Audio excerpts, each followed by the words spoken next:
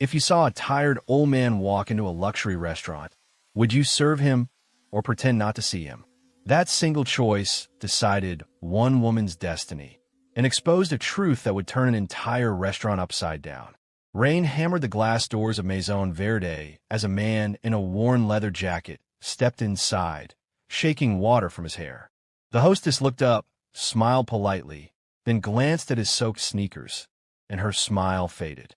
"Good evening," he said, his voice steady but soft. "Table for one." "We're, fully booked tonight," she replied, eyes darting to the empty booths behind her. He nodded slowly. "Right, fully booked."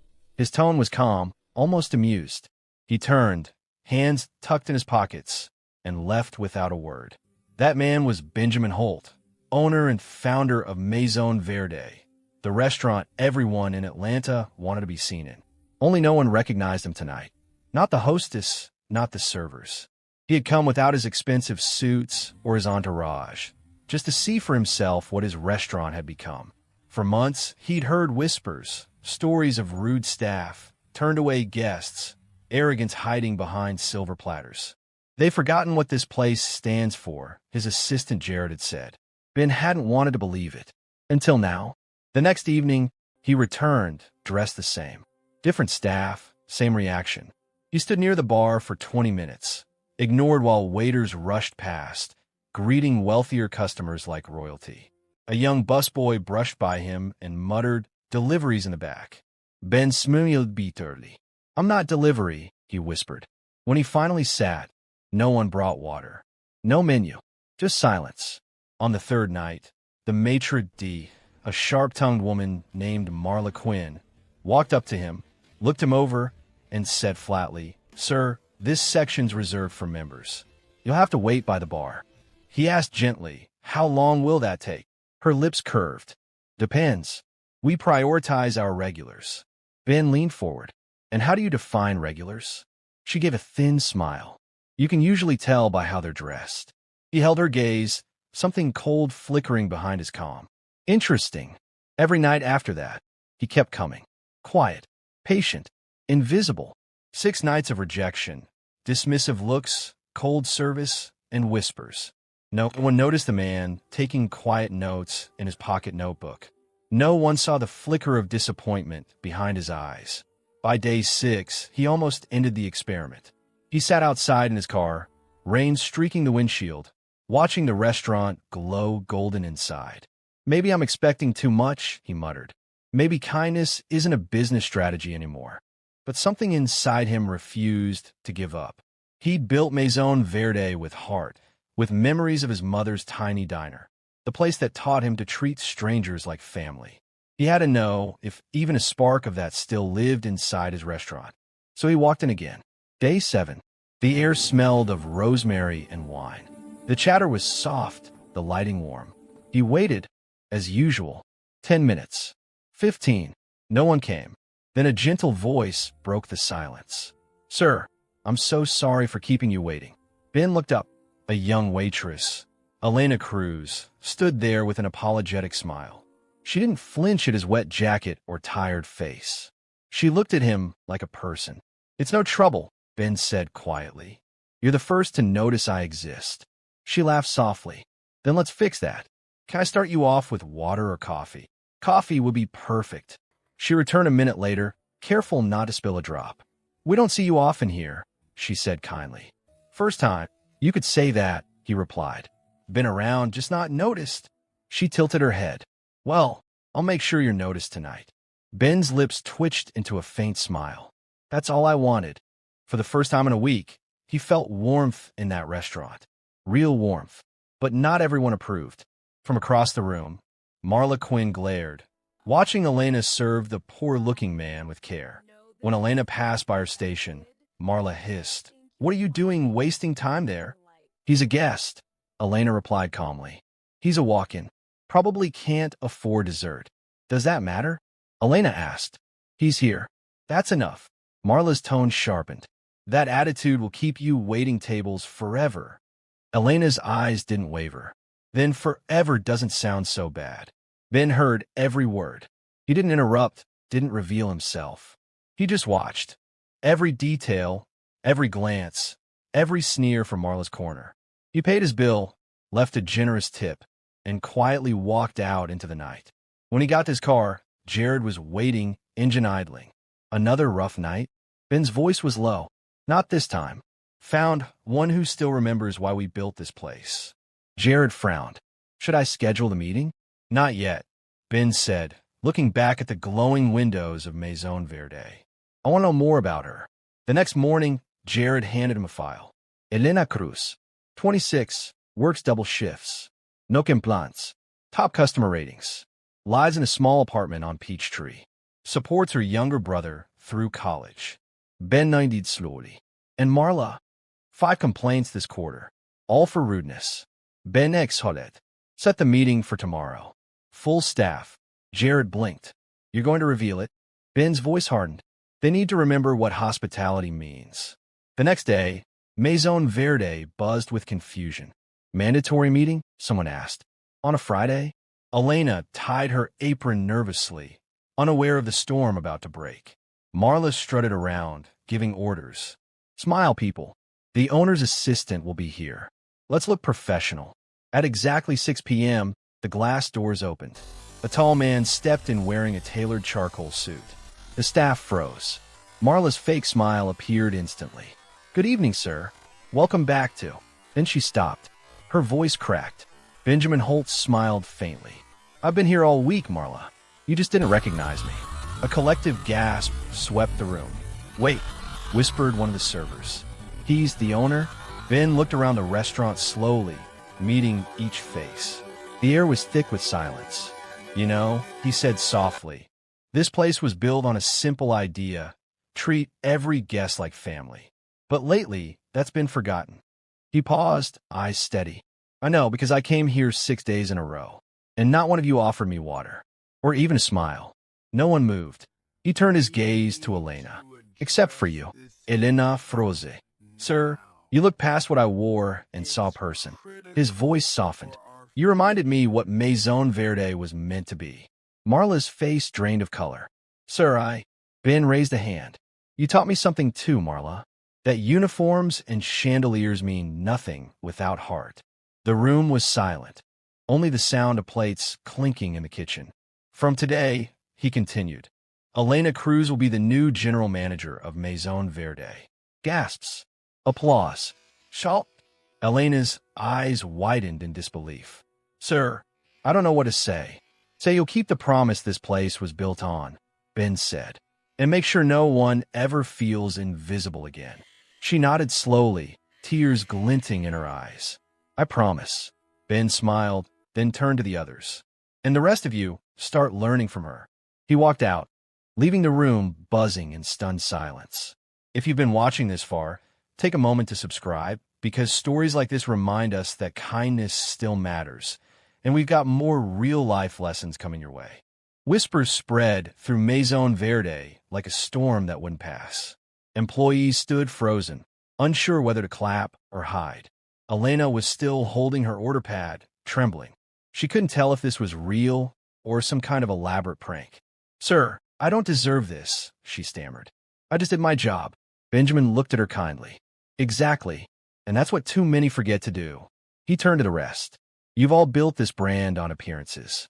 But the next chapter begins with respect. Starting tomorrow, we rebuild.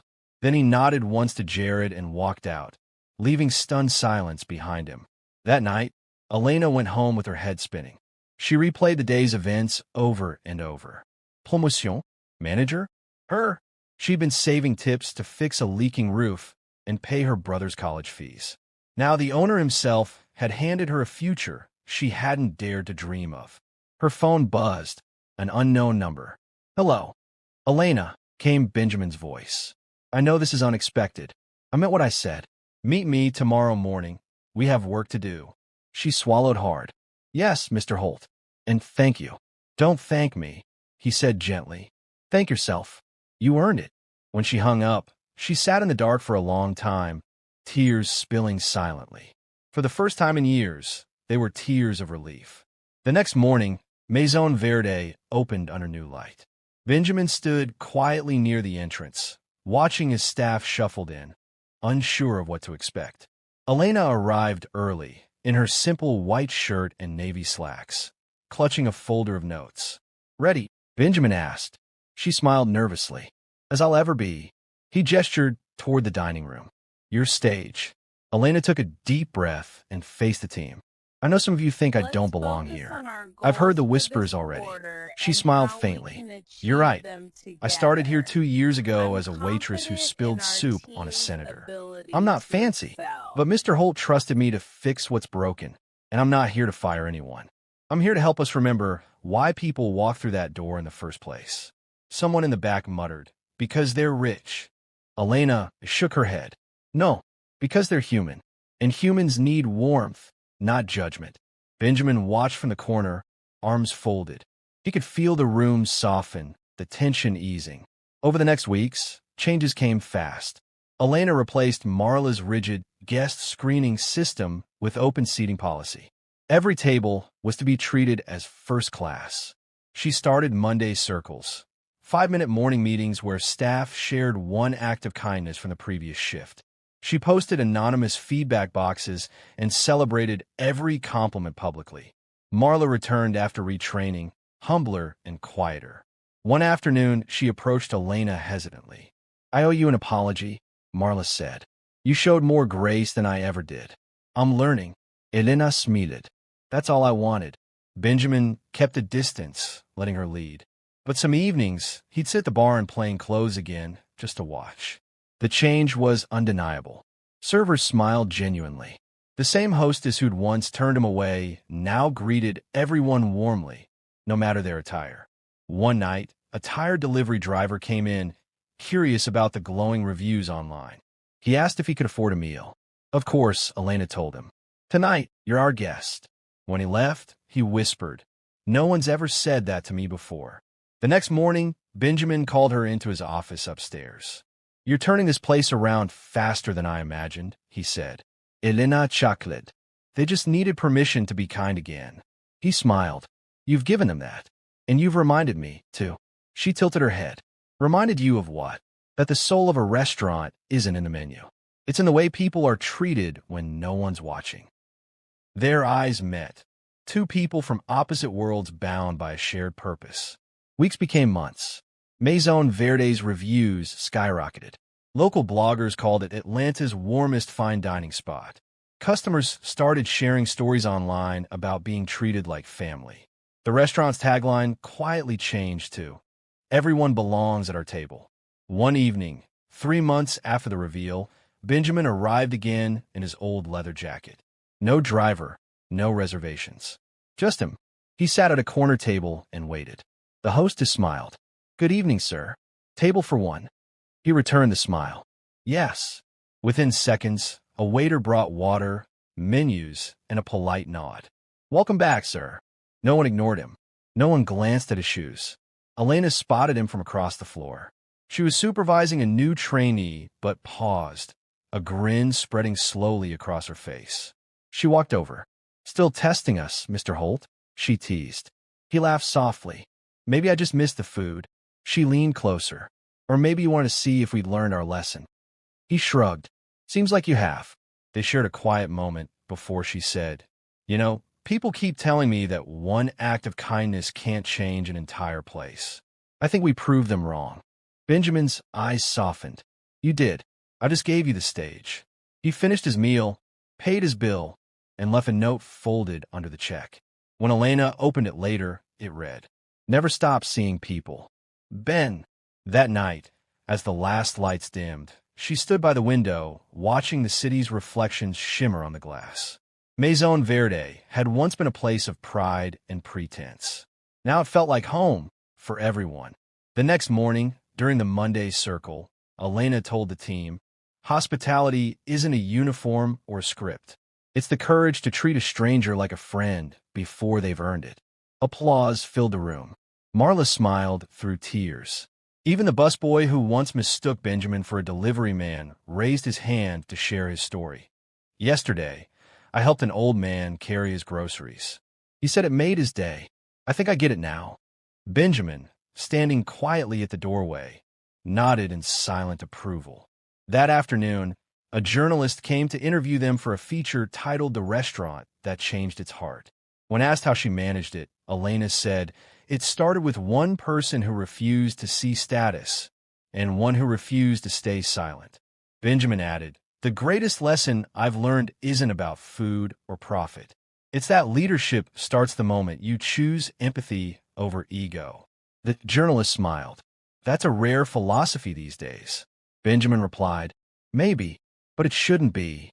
Weeks later, Maison Verde hosted its first charity dinner, donating profits to feed homeless families across Atlanta.